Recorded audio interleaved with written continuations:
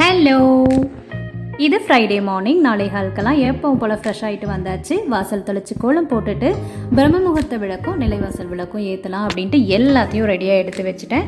பிரம்ம முகூர்த்த விளக்கு நம்ம பிரபஞ்சத்துக்கு காட்டக்கூடிய விளக்கை நான் எப்படி ஏற்றணும் அப்படின்னு சொல்லியிருந்தேன் இல்லையா? அதை நாளைக்கு வர்ற லாங் வீடியோவில் ஈவினிங் 5 o'clock ஷேர் பண்ணுறேன். கண்டிப்பாக பார்த்துட்டு நீங்களும் ட்ரை பண்ணி பாருங்கள். செம்ம சூப்பராக இருக்கும். இந்த பிரம்ம முகூர்த்த டைமில் ஏந்திரிக்கிறது அப்படிங்கிறதெல்லாம் எனக்கு பெரிய சவாலாகவே இருந்துச்சு முதல்ல எல்லாம். ஆனால் இப்போல்லாம் பார்த்தீங்க அப்படின்னா ரொம்ப பிடிச்சி போச்சு. எப்படா டைம் ஆகும், எப்படா எந்திரிக்கலாம், எப்படா இந்த மாதிரியெல்லாம் செய்யலாம், அப்படியே வீடே ஃப்ரெஷ்ஷாக இருக்குங்க. நம்மளையும் ஃப்ரெஷ் ஆக்கிடும். அன்றைக்கி டே ஃபுல்லாகவே பார்த்தீங்க அப்படின்னா நிறைய யூஸ்ஃபுல்லான வேலைகளை செஞ்சுக்கிட்டே இருக்கணும்னு தோணும். கண்டிப்பாக நீங்களும் அந்த மாதிரி செய்யலை அப்படின்னா செஞ்சு பாருங்கள். அதோட பெனிஃபிட்டே வேறு. ஸோ இந்த மாதிரி தான் பிரம்ம முகூர்த்த விளக்கும் ஏற்றியாச்சு, நிலைவாசல் விளக்கும் ஏற்றியாச்சு, தீப தூப ஆராதனை எல்லாமே காட்டியாச்சு. இனி நம்ம உள்ள பூஜா ரூமுக்கு போய் அங்கேயும் சுவாமி படங்களுக்கு எல்லாம் பூ வச்சு அங்கேயும் விளக்கேற்றி செம்ம சூப்பராக இருக்குங்க.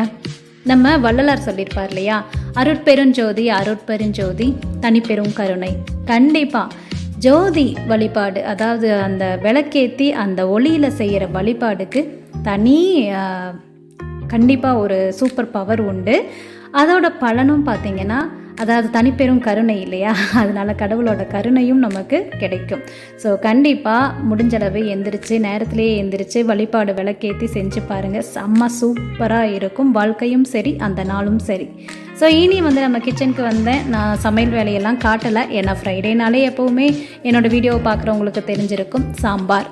சாம்பார் வச்சு பீக்கங்காய் பொரியல் செஞ்சாச்சு. அது கூடவே ஒயிட் ரைஸ். காலையில் பிரேக்ஃபாஸ்ட்டுக்கு பார்த்திங்கன்னா கருப்பு கவுனி அரிசியில் ஊத்தாப்பமும் தக்காளி பஜ்ஜியும், கூடவே ஃப்ரூட்ஸுக்கு பனானா அண்டு மாம்பழம் தான். ஸோ இன்றைக்கி வீடியோ கண்டிப்பாக உங்கள் எல்லாத்துக்கும் பிடிச்சிருக்கும்னு நினைக்கிறேன். பிடிச்சிருந்துச்சின்னா மறக்காமல் லைக் பண்ணுங்கள். அப்படியே உங்கள் ஃப்ரெண்ட்ஸ் எல்லாத்துக்கும் ஷேர் பண்ணுங்கள்.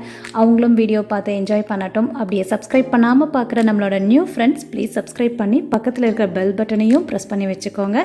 அப்போ தான் நான் போடுற வீடியோஸோட நோட்டிஃபிகேஷன் உங்களுக்கு கரெக்டாக வரும். அப்புறம் கண்டிப்பாக நாளைக்கு லாங் வீடியோ 5 மணிக்கு பார்க்க மறந்துடாதீங்க. பார்த்துட்டு கண்டிப்பாக ட்ரை பண்ணாமல் இருந்துடாதீங்க. ட்ரை பண்ணி பாருங்கள். செம்ம சூப்பராகவே இருக்கும். நாட்களும் வாழ்க்கையும் உங்களுக்கும் அழகாகும். என்னோட கருத்து பிடிச்சிருந்துச்சுன்னா ஒரு லைக் பண்ணிவிடுங்க. அப்படி இல்லைன்னா சாரி, குவிட் பண்ணிவிடுங்க.